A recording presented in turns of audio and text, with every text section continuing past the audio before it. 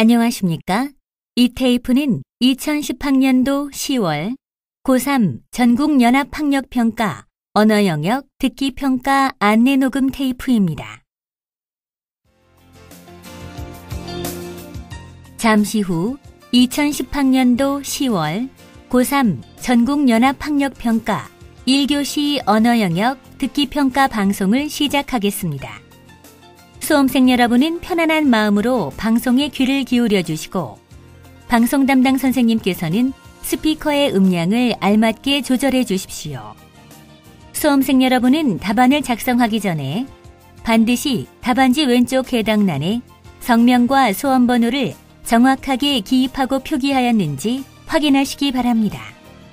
듣기평가 문제는 1번부터 5번까지입니다. 방송을 잘 듣고 문제지에 있는 5개의 답지 중에서 맞는 답 하나만 골라 답안지에 해당란에 바르게 표기하십시오. 그러면 지금부터 1교시 언어영역 듣기평가를 시작하겠습니다. 1번부터 5번까지는 듣고 답하는 문제입니다. 방송을 잘 듣고 답을 하시기 바랍니다. 듣는 내용은 한 번만 방송됩니다. 1번. 이제 여러분은 이야기 한 편을 듣게 됩니다. 잘 듣고 물음에 답하십시오. 고대 그리스 화가 중에 아펠레스라는 사람이 있었습니다. 아펠레스는 당대 최고의 화가라는 칭송을 받고 있었고 왕실도 그의 능력을 인정해 후원을 마다하지 않았습니다. 하지만 그는 더 완벽한 그림을 그리고 싶은 마음에 그림을 화랑이 아닌 길가에 전시하여 자신의 작품에 대해 누구나 내키는 대로 비평할 수 있게 하였습니다. 그리고는 행인들이 하는 모든 말을 반영하겠다고 약속했죠. 어느 날 신발 만드는 사람이 지나가던 걸음을 멈추고 그림을 감상했습니다. 한참 동안 그림을 보더니 이렇게 말했습니다. 이 그림은 잘못됐어. 그림 오른쪽에 있는 이 사람의 신발 좀 봐. 이렇게 신발끈을 꿰는 구멍이 작아서야 어디 신발끈을 제대로 꿰일 수나 있겠어? 아펠레스는 부끄러웠지만 자신이 한 약속을 지키기 위해 즉시 붓을 들어 그림의 신발끈 꿰는 구멍을 넓게 그렸습니다. 다음 날 그 사람이 다시 찾아와 그림을 보더니 또 이렇게 말했습니다. 그래도 이 그림은 잘못됐어. 왼쪽에 맨발로 서 있는 사람 좀 봐. 이 사람의 발은 왜 이렇게 큰 거야? 도대체 이걸 그린 사람은 사람의 발을 제대로 보기라도 했을까? 그러자 참다 못한 아펠레스가 튀어나와 이렇게 쏘아붙였습니다. 당신은 신발 만드는 사람이니 신발에 대해서만 말하세요.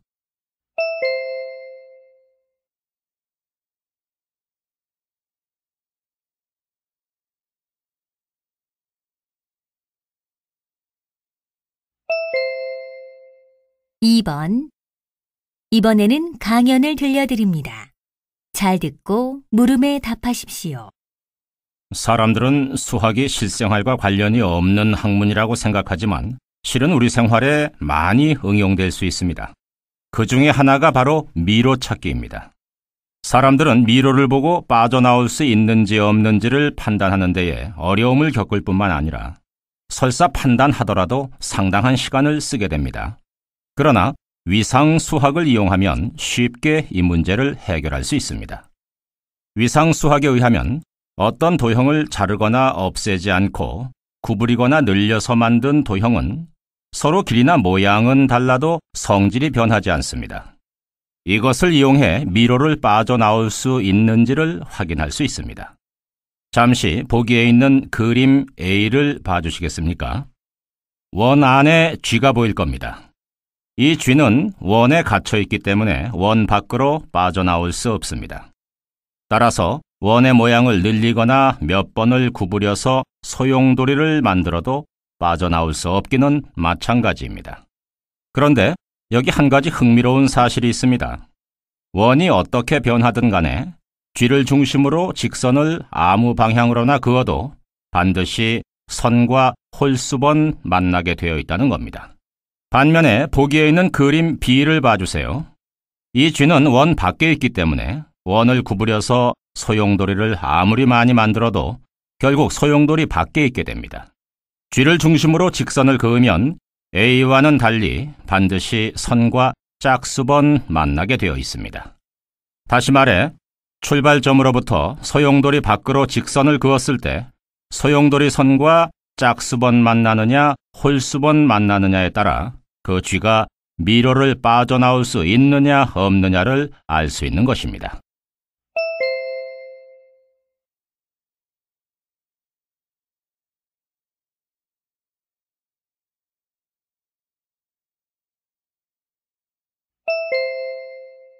(3번) 이번에는 두 학생의 대화를 들려드립니다.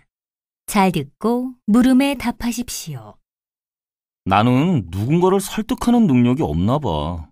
아니, 늘 당당하던 애가 왜 그래? 무슨 일이 있었어? 내가 이번 주 학급 주번이잖아. 그런데 동아리 일과 겹치는 바람에 주번을 바꿔보려고 했거든. 교실 게시판에 사정을 적은 메모까지 붙여놓고 기다렸는데 아무도 응답이 없더라고. 아, 그 메모? 어휴, 공책을 북 찢은 종이에 대충 갈긴 글씨로 써놓았으니 누가 그 내용을 제대로나 읽어봤겠니? 내가 보기엔 널 설득하는 방법에 문제가 있었던 거야. 설득하는 방법이라니? 주번을 바꾸는 데에도 무슨 방법이 있단 말이야? 그럼 어떤 사회학자가 이런 실험을 했대. 실험 참가자들에게 설문지를 작성해달라고 부탁을 하고는 실험 참가자의 3분의 1에게는 설문지 작성에 대해 부탁하는 글을 메모지에 적어서 설문지 앞에 붙여놓았어. 또 다른 3분의 1에게는 똑같은 말을 메모지가 아니라 설문지의 표지에 직접 써서 줬다고 해. 그리고 마지막 3분의 1에게는 메모지도 붙이지 않고 표지에 아무것도 쓰지 않은 채 설문지만 주었대. 자, 어떤 사람들이 설문지를 가장 꼼꼼하게 작성했을 것 같니? 글쎄. 들어봐. 실험 결과를 살펴보면 메모지를 붙인 설문지를 받은 참가자는 75% 이상이 빈칸을 다 채워서 제출했고 표지에 글을 쓴 설문지를 받은 참가자는 48%, 설문지만 받은 참가자는 36%만이 성실하게 설문지를 작성했다는 거야. 이 실험을 몇 차례에 걸쳐 반복했는데 결과는 항상 비슷하게 나왔대. 넌 왜 이런 결과가 나왔다고 생각하니? 메모를 하는 것이 큰 힘이 드는 건 아니지만 거기에 담긴 노력을 인정해 주었기 때문이 아닐까? 아, 알겠다. 그러니까 내 말은 내가 교실 게시판에 메모를 붙일 때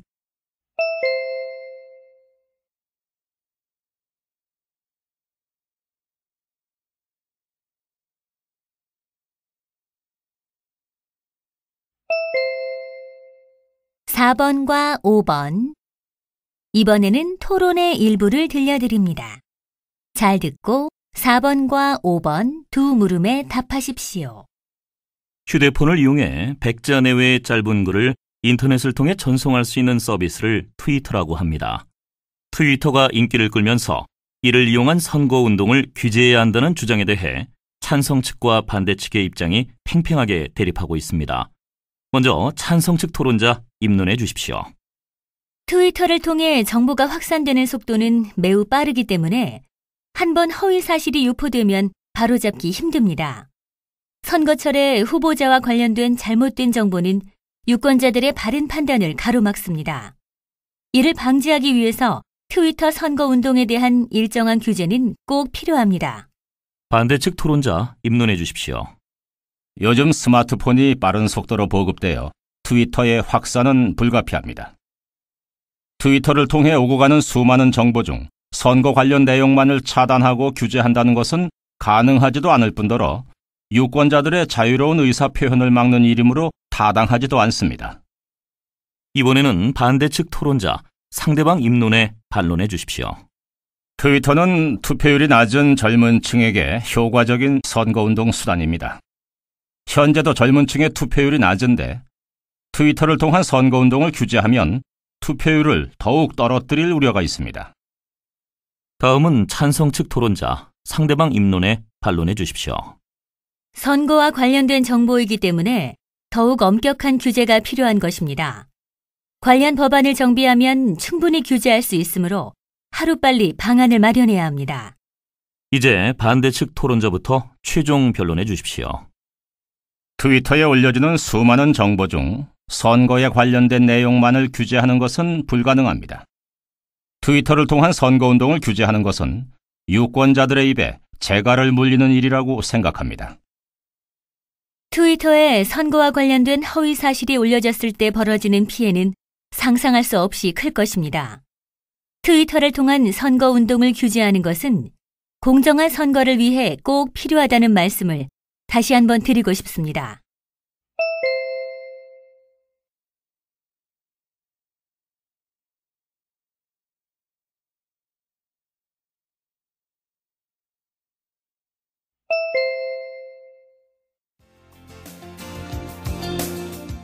이제 듣기 문제는 모두 끝났습니다.